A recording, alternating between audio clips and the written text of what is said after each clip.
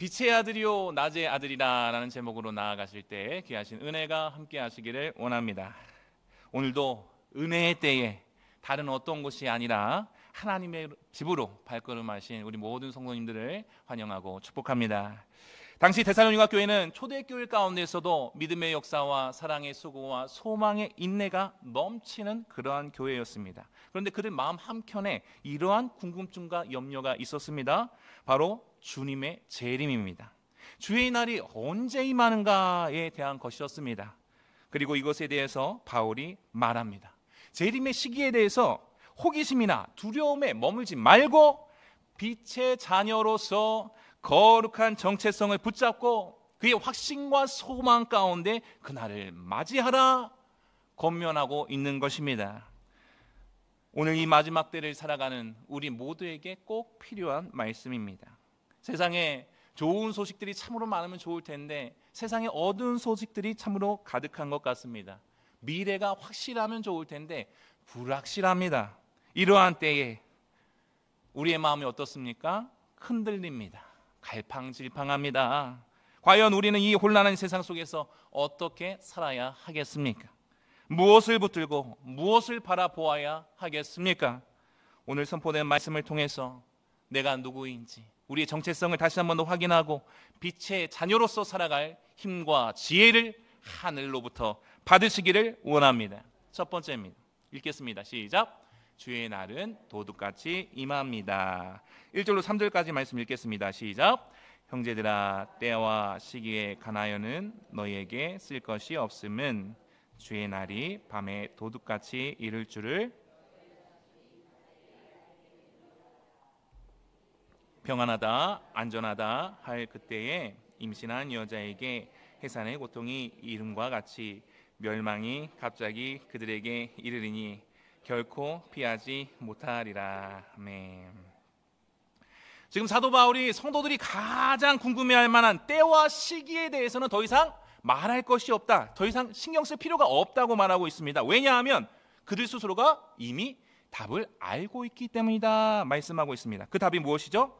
바로 주의 날이 밤에 도둑같이 임한다라는 사실입니다. 여기서 때와 시기는 크로노스와 카이로스라는 헬라어 두 단어로 표현됩니다. 자, 크로노스가 달력 위를 그대로 흘러가는 사람의 연대기적 시간을 의미한다고 한다면 카이로스는 하나님의 특별한 섭리가 이르는 때, 하나님의 때, 하나님의 목적이 담긴 그 시간의 결정의 시간, 그때를 말하고 있습니다. 자, 바울이 말하는 바는 우리가 인간의 시간표인 크로노스를 가지고서 하나님의 시간인 카이로스를 예측하려는 시도를 하지 말라 하는 것입니다. 무의미하다 하는 것입니다. 그때가 언제일까? 저 때가 되지 않을까? 그렇게 하지 말라는 것입니다. 그 누구도 그 날과 그때를 알지 못하며 오직 아버지만 아신다고 예수님께서 분명하게 말씀하여 주셨습니다. 마태복음 24장 말씀입니다. 읽겠습니다. 시작. 그러나 그 날과 그때는 아무도 모르나니 하늘의 천사들도 아들도 모르고 오직 아버지만 아시느니라. 아멘. 자, 우리 성도님들 한번 생각해 보시기 바랍니다. 어느 도둑이 제가 몇 월 며칠 몇 시에 갑니다 라고 미리 통보하겠습니까? 만약 그렇다고 한다면 그는 도둑이 아닐 것입니다. 도둑은 집주인이 가장 깊이 잠이 들었을 때, 가장 방심하고 무방비하였을 때, 전혀 예상하지 못한 순간에 찾아오는 것입니다. 주님의 날이 바로 이와 같다 하는 것입니다. 이 비유는 우리에게 날짜를 계산하면서 그땐가 봐 두려워진다, 무서워진다, 공포에 떨라는 그런 경고에 관한 말씀이 아닙니다. 오히려 날짜를 모르기 때문에 단 하루도 허투루 살지 말고 매일매일을 주님 앞에서 깨어있는 하나님의 신부로서의 삶, 거룩한 삶을 살아라 하시는 하나님의 말씀인 것입니다. 이것을 믿으시기 바랍니다. 예수님께서 마태복음 25장에서 들려주신 열처녀의 비유의 말씀이 있습니다. 신랑이 더디 올 것이라고 생각하고 등불의 기름을 준비하지 않은 어리석은 다섯 처녀가 있었습니다. 결국 혼인잔치에 들어갔습니까? 못 들어갔습니까? 못 들어갔습니다. 우리 신앙의 등불에 과연 믿음의 기름이 충분히 채워져 있는지 매일 스스로 돌아보는 지혜가 우리 모두에게 있기를 원합니다. 그렇다고 한다면 세상은 그날을 어떻게 맞이합니까? 3절에서 이렇게 말씀합니다. 3절 다시 한번 읽겠습니다. 시작. 그들이 평안하다 안전하다 할 그때에 임신한 여자에게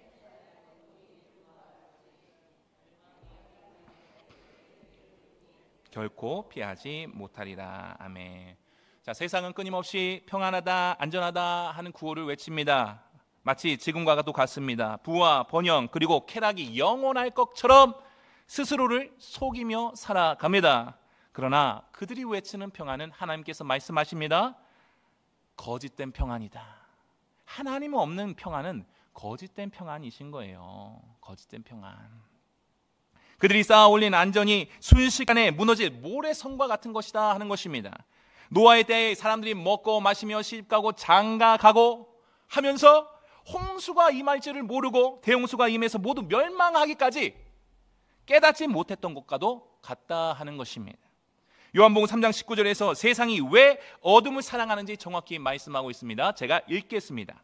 그 정죄는 이것이니 곧 빛이 세상에 왔을 때 사람들이 자기 행위가 악함으로 빛보다 어둠을 더 사랑한 것이니라. 아멘. 세상이 외치는 평안은 사실 빛이신 우리 하나님을 마주하고 싶지 않은 영적 어둠인 것입니다. 그렇게 빛이신 주님이 오시는 그날은 그들에게 재앙이 될 수밖에 없는 것입니다. 그들이 평안하다고 외치는 바로 그 순간 임신한 여인에게 해산의 고통이 갑자기 찾아오는 것처럼 하나님의 심판이 갑자기 임할 것이며 그 누구도 그 심판을 결코 피할 수 없다고 성경은 엄중하게 말씀하고 있습니다. 그러므로 우리가 어떻게 해야겠습니까? 우리는 세상이 주는 편안함에 안락함에 취해서 잠들어서는 영적으로 잠들어서는 안 되는 것입니다. 세상의 가치관에 물들어서 이만하면 괜찮다라는 무감각에 빠져서는 안 되는 것입니다. 직장에서 밖에 나가서 놀러 갈 때 무엇을 할 때 이만하면 괜찮지, 그때는 괜찮을 수 있습니다. 그러나 신앙 안에서 믿음 안에서는 이만하면 괜찮지 없습니다. 이만하면 괜찮지, 내 마음은 그 이만하면 괜찮다고 말하고 싶고 그것을 누리고 싶은데 이만하면 괜찮지가 없다라는 거예요. 내가 달려갈 길과 주 예수께 받은 사명 곧 하나님의 은혜의 복음을 바치려 하면은 나의 생명조차도 조금도 귀한 것을 여기지 아니하노라 말씀하였습니다. 이만하면 괜찮지 않은 사람이 이런 고백을 합니까? 아니에요. 주의 날이 도둑같이 그리고 해산의 고통같이 예고 없이 그러나 반드시 임한다는 사실을 마음에 새기시길 바랍니다. 세상과는 구별된 삶의 자세와 태도로 깨어 있으시길 바랍니다. 그런 은혜가 우리 모두에게 더욱더 임하시기를 원합니다. 두 번째입니다. 읽겠습니다. 시작. 우리는 빛의 자녀입니다. 4절로 8절까지 말씀 읽겠습니다. 시작. 형제들아 너희는 어둠에 있지 아니하매 그날이 도둑같이 너희에게 임하지 못하리니 너희는 다 빛의 아들이요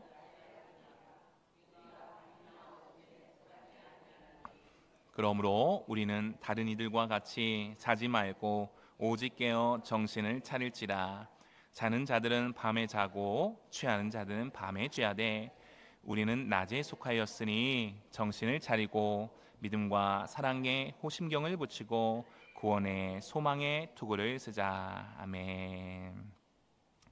자, 어둠 속에서 살다가 진리를 알지 못하고 멸망당할 세상과 달리 우리 성도는 어떻게 그날을 준비하며 나아가야 합니까? 깨어 있을 수 있겠습니까? 그 답이 무엇이에요? 바로 우리의 변화된 신분, 우리의 새로운 정체성에 있습니다. 4절과 5절은 우리에게 놀라운 신분에 대해서 다시 한 번 더 선포하고 있습니다. 4절 5절 다시 한 번 더 읽겠습니다. 시작. 형제들아 너희는 어둠에 있지 아니하매 그날이 도둑같이 너희에게 임하지 못하리니 너희는 다 빛의 아들이요 낮의 아들이라. 우리가 밤이나 어둠에 속하지 아니하나니. 아멘. 성도님들 이 말씀을 믿으십니까? 우리는 더 이상 어둠의 권세 아래 있는 자들이 아닙니다. 죄와 사망의 그늘의 아래 살던 우리가 예수 그리스도의 보배로운 그 보혈로 말미암아 어둠에서 빛으로 사탄의 나라에서 하나님의 사랑의 아들의 나라로 그 소속과 신분이 완전히 옮겨진 것입니다. 이것을 분명하게 붙드셔야 합니다. 아멘. 이것을 붙들면 붙들수록 하나님께서 기뻐하시는 믿음으로 빛의 자녀로서 살아가는 것입니다. 우리는 빛의 아들이요 낮의 아들이다 하는 것입니다.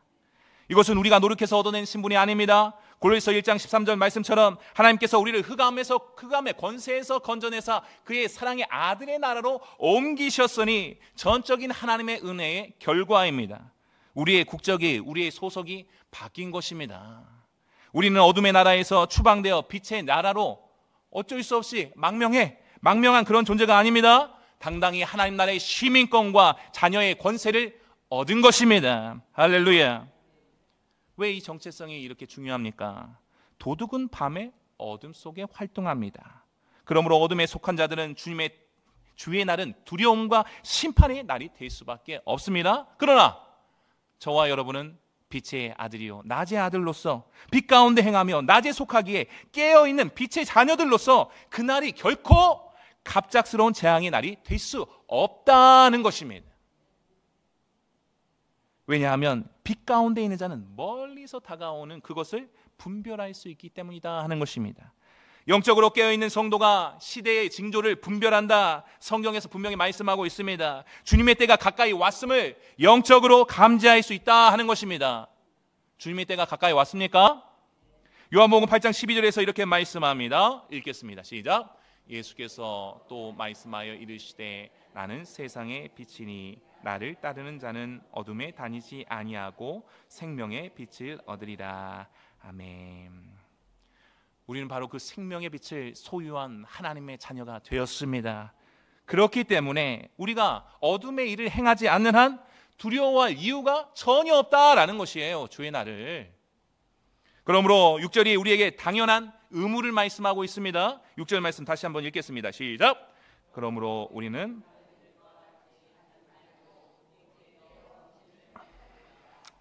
보세요. 다른 이들과 같이 뭐 하래요? 자지 말고. 그 많은 사람들이 자고 있다는 거예요? 자고 있다는 거예요? 안 자고 있다는 거예요? 자고 있다.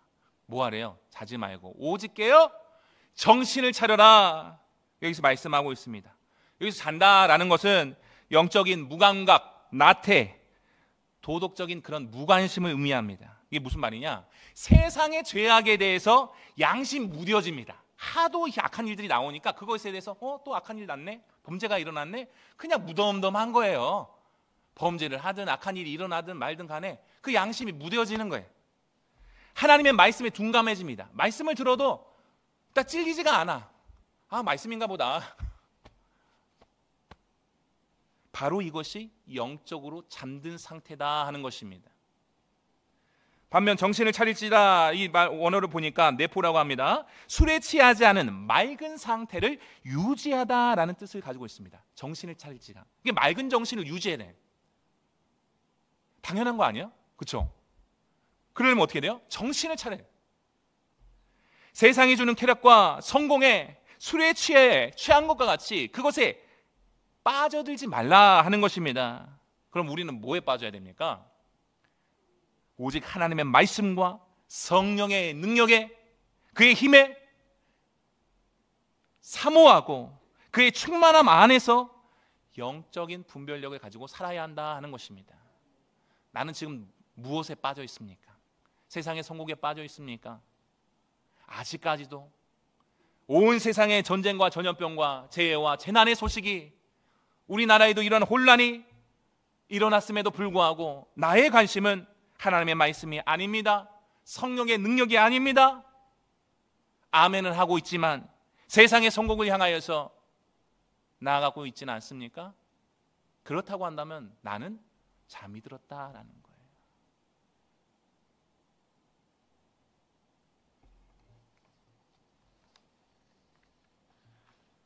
로마서 13장 12절 말씀합니다. 읽겠습니다. 밤이 깊고 낮이 가까웠으니 그러므로 우리가 어둠의 일을 벗고 빛의 갑옷을 입자. 아멘. 뭐하래요? 어둠의 일을 벗어버리래요. 과감하게 벗어버리고 빛의 갑옷으로 무장하라고 말씀하고 있습니다. 바울이요, 이 빛의 갑옷이 무엇입니까? 깨어있는 삶의 모습이다라는 거예요. 내가 지금 빛의 갑옷을 입고 있는가? 영적으로 깨어있는 삶을 살아가기 위해서 발버둥 치고 있다고 한다면 나는 빛의 갑옷을 입은 거예요. 사랑하기를 예수의 사랑으로 아름다운 소식을 전하기 위해서 힘쓰고 인내하고 격려하고 위로하고 손잡아주고 하는 일을 하고 있다고 한다면 빛의 갑옷을 입은 거예요. 근데 다른 사람을 정죄하고 판단하고 비판하고 깎아내리고 어떻게든 넘어뜨리게 하고,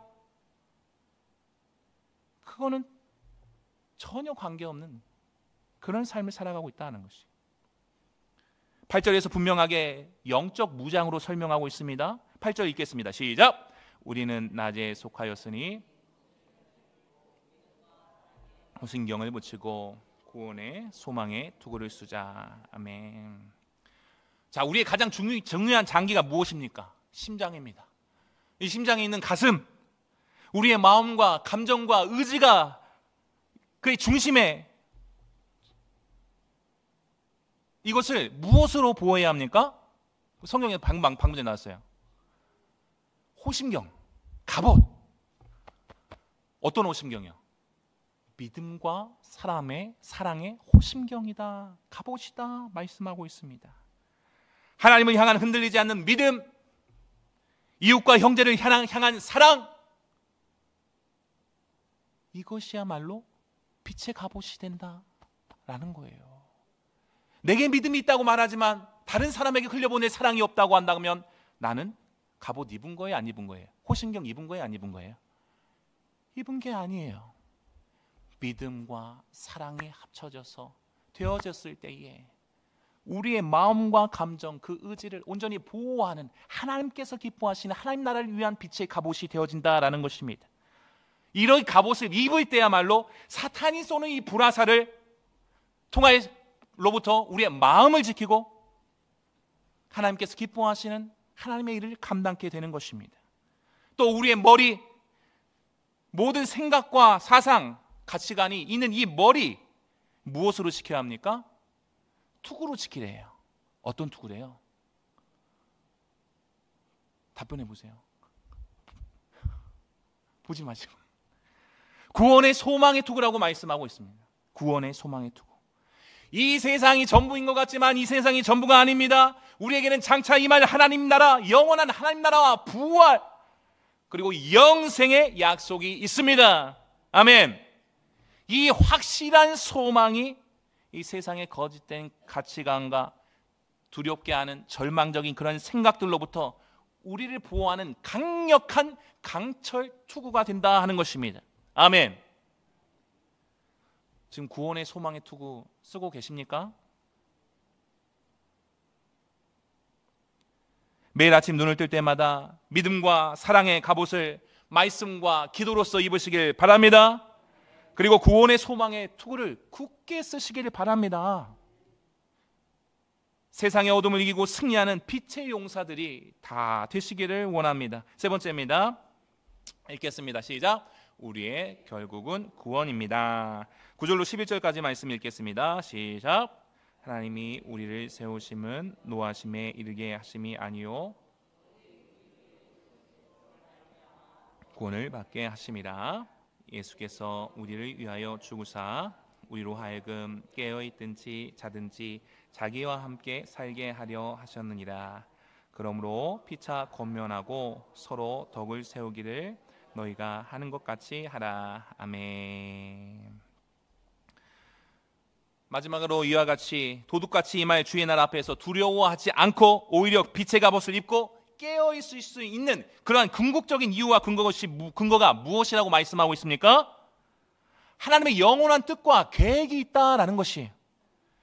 9절 말씀 다시 한 번 더 우리가 읽겠습니다. 시작. 하나님이 우리를 세우심은 노하심에 이르게 하심이 아니요 오직 우리 주 예수 그리스도로 말미암아 구원을 받게 하심이라. 할렐루야. 이것이 바로 복음 중에 복음이요 은혜 중에 은혜인 줄로 믿습니다. 우리의 최종 목적지, 우리의 마지막 종착지는 진노나 심판이 아닙니다. 영원한 멸망이 아닙니다. 장세전에 하나님께서 우리를 택하시고 부르시고 자녀 삼으신 의롭다 하신 단 하나의 목적은 바로 우리 주 예수 그리스도를 통하여서 우리에게 영원한 구원, 생명을 주시기 위함인 것이다. 이것을 믿으시기 바랍니다. 이 구원은 결코 우리의 행위나 노력, 자격이나 공로로 얻어내는 것이 아닙니다.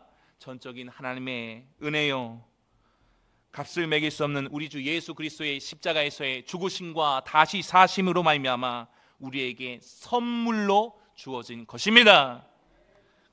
그 선물의 그 은혜와 깊이에 대해서 10절에서 말씀하고 있습니다. 읽겠습니다. 시작. 예수께서 우리를 위하여 죽으사 우리로 하여금 깨어있든지 자든지 자기와 함께 살게 하려 하셨느니라. 아멘. 여기서 깨어있든지 자든지 이렇게 말씀하고 있습니다. 이것은 우리의 육체적인 삶과 죽음을 모두 포함하고 있는 것입니다. 할렐루야. 우리가 이 땅에서 살아 숨쉬는 동안이나 그렇지 않고 육신의 장막을 떠나는 동안에도 주님과 동행하며 우리는 주님과 살고, 죽음을 맞이해 난 후에도 여전히 영원히 주님과 함께 살게 된다라는 것입니다. 할렐루야. 아멘. 지금도 우리 성도님들과 함께 우리 주 성령께서 함께하고 계시지만 영원까지 함께하고 계신다라는 거예요. 할렐루야. 로마서 8장 38절 39절에서 하나님의 말씀이 다시 한번 이 약속을 확증하고 있습니다. 읽겠습니다. 시작. 내가 확신하노니 사망이나 생명이나 천사들이나 권세자들이나 현재이나 장래이나 능력이나 높음이나 기쁨이나 다른 어떤 피조물이라도 우리를 우리 주 그리스도 예수 안에 있는 하나님의 사랑에서 끊을 수 없으리라. 아멘. 죽음조차도 그 어떤 권세도 우리를 그리스도의 사랑에서, 우리 주 예수 그리스도의 영원한 교제와 그의 사귐에서 끊어낼 수 없다. 할렐루야. 이것이 믿는 자들의 가장 큰 위로와 소망이 되어야 한다라는 것입니다. 이것이 진정 위로와 소망이 되신다면 나는 지금 하나님의 은혜 앞에 가까이 계신 거예요. 근데 이 말씀을 들어도 내 마음이 답답하고 내 마음이 그저 그래요. 그러면 하나님의 은혜에서 한 발짝, 두 발짝, 세 발짝 더 거리가 있게 있으시는 거예요. 이처럼 우리에게는 진노가 아닌 구원이 약속되어 있습니다. 아멘. 이것이 우리에게 위로와 소망이 되어야 하는 것입니다. 세상이 무너져도, 나라가 무너지는 것 같을지라도, 천지가 개벽하는 놀라운 무섭고 두려운 일이 일어날지라도 나에게는 구원이 있구나. 이것이 위로와 소망이 되시기를 바랍니다. 죽음조차 뛰어넘는 영원한 생명의 소망이 우리 모두에게 예수 그리스도를 믿는 믿음으로 주어진 것입니다. 할렐루야. 그렇기 때문에 이 소망을 가진 자로서 우리는 무엇을 하며 살아야 합니까? 11절 말씀에서 분명하게 또한 말씀하고 있습니다. 다시 한번 읽겠습니다. 11절입니다. 시작. 그러므로 피차 권면하고 서로 덕을 세우기를 너희가 하는 것 같이 하라. 아멘. 덕을 세우다, 이것은 원어로 보니까 오이코도메오라고 해요. 집을 짓다, 건물을 건축하다 하는 의미를 가지고 있습니다. 자, 집을 짓는데, 건물을 건축하는데 혼자 짓나요? 아니죠. 함께 짓는 것이죠. 교회 공동체가 하나의 거룩한 건축물과도 같다 하는 것입니다. 우리 여기 계신 우리 성도님들 한 사람 한 사람이, 한 분 한 분이 벽돌 한 장이요 기둥 하나가 되어서 서로를 격려하고 붙들어주며 함께 손잡아주고 믿음의 집을 견고히 세워나가라 하심인 것입니다. 어둠이 아닌 빛의 자녀이기에 늘 깨어 근신하며 내 자신의 신앙만 바라보고 책임지는 것이 아니라 내 옆에 연약한 그의 지체들을 돌아보며 서로를 격려하고 손잡아주고 일으켜주고 당겨주고 높여주고, 그렇게 하나님의 집을 세워가야 한다 하는 것입니다. 나는 지금 그렇게 말씀대로 격려하고 세워주고 계십니까? 나 혼자 빛 가운데 행하는 것으로는 부족하다라는 것입니다. 이 나라, 이 민족의 상황과 현실을 보시길 바랍니다. 됩니까? 혼자서는 안 돼요. 내 옆에 형제 자매가 영적인 잠에 빠져 있다고 한다면 그런가 보다, 나랑 관계없지 해서는 안 되고 사랑으로 손잡아주고 깨워줄 수 있어야 한다라는 것입니다. 세상의 염려에 짓눌려 믿음이 흔들리고 있다고 한다면 다가가 손잡아 주면서 괜찮아, 내가 너를 도와줄게, 힘내. 내가 당신을 위해서 기도할게. 일으켜주며 함께 이 믿음의 길을 걸어가자. 뭐 하자고요? 함께 이 믿음의 길을 걸어가자 말할 수 있어야 합니다. 이것이 주님의 거룩한 명령인 것입니다. 우리의 신앙생활은, 믿음 생활은 결코 혼자서 하는 것이 아니에요. 혼자만 잘한다고 해서 그게 아니에요. 고독한 개인전이 아닙니다. 개인전이 되어서는 안 됩니다. 함께 손잡고 함께 울고 함께 웃으며 서로의 연약함을 위해 기도해 주며 그렇게 삼겹줄이 되어 나아갈 수 있어야 한다라는 것입니다. 서로의 믿음의 갑옷과 투구를 점검해 줄 수 있어야 한다라는 거예요. 잘못하고 있으면은 가서 얘기해 주는 거예요. 당신 말씀대로 맞지 않다 하셔야 되는 거예요. 그것을 모른 척한다? 하나님께서 기뻐하시지 않아요. 우리는 모두 함께 하나님의 이름으로 승리해야 하는 하나님의 군대요 거룩한 공동체인 것을 확실하게 믿으시길 바랍니다. 말씀 맺겠습니다. 우리는 더 이상 어둠의 자녀가 아니라 빛의 아들이요 낮의 아들입니다. 그러므로 세상이 주는 거짓 평안에 취해 잠들지 말고 기도와 말씀으로 깨어 주의 날이 반드시 도둑같이 임할 것을 기억하며 그렇게 수고와 헌신의 자리에, 은혜의 직분 자리에, 섬김의 자리에 있으시길 바랍니다. 또한 우리는 그날을 두려움으로 기다리는 자들이 아닙니다. 지금 이 나라의 현실을 보니까 두려우십니까? 아니에요. 더 두렵고 두려울 만한 놀랄만한 일들이 있다고 성경에서 말씀하고 있어요. 지금은 연습하는 거예요.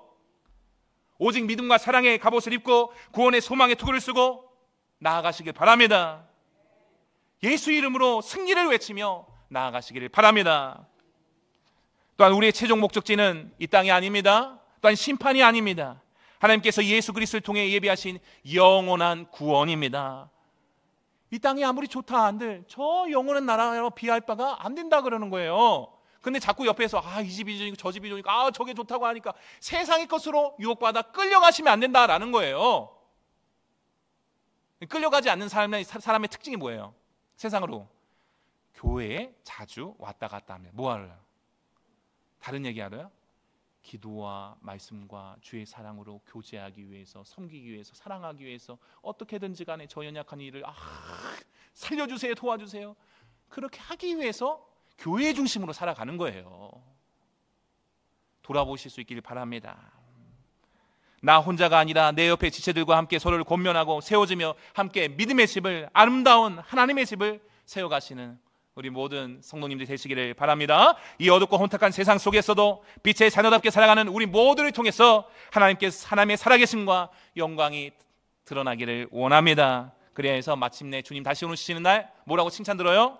잘하였다. 착하고 충성된 종아, 그동안 너무 힘들었지, 어려웠지, 정말 고생 많았다.